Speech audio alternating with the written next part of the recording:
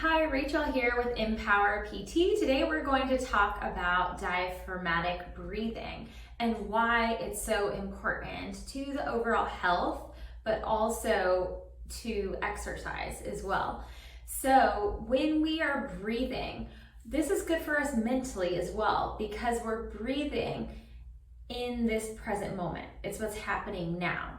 So as your mind shifts to the past or to the future, things that I have to do or things I did yesterday, it's natural for us as human beings, or I shouldn't say natural, but it's more of a conditioning that we are thinking in the past or in the future. So to bring ourselves into this present moment, all we need to do is focus more on our breath because it's reminding us that this is what is happening now, right in this very moment. Also, the breathing is really important to the overall health of our body because as we're inhaling, we're taking in oxygen, supplying all of our cells with fresh oxygen. And as we exhale, we're releasing out toxins and impurities in our system. And we're also sending that oxygen to our muscles. So if you're breathing properly while exercising, we're just helping to aid the recovery process along as well.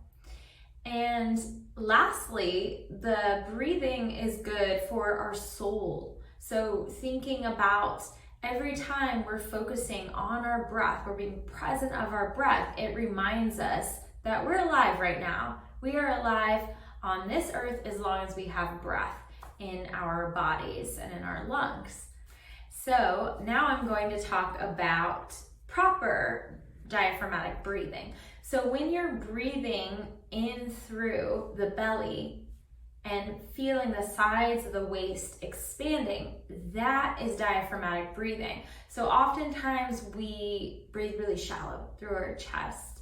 This has become the norm of society, which is not really the way that our bodies were meant to breathe. So when we're doing a lot of breathing through the chest, we're overstressing all these muscles in our neck. And breathing from here helps to create more mobility in the rib cage. And also it allows the shoulder blades to glide properly. So we tend to get really stuck in our shoulder blades if we're just doing a lot of chest breathing. But when we breathe here, we're letting the rib cage expand and letting those shoulder blades glide. So we're creating more mobility in the body as well, just by the way we breathe. So to breathe, inhale in through the nose and exhale out through the mouth is a good way to breathe for exercise because we're letting that heat, that air out.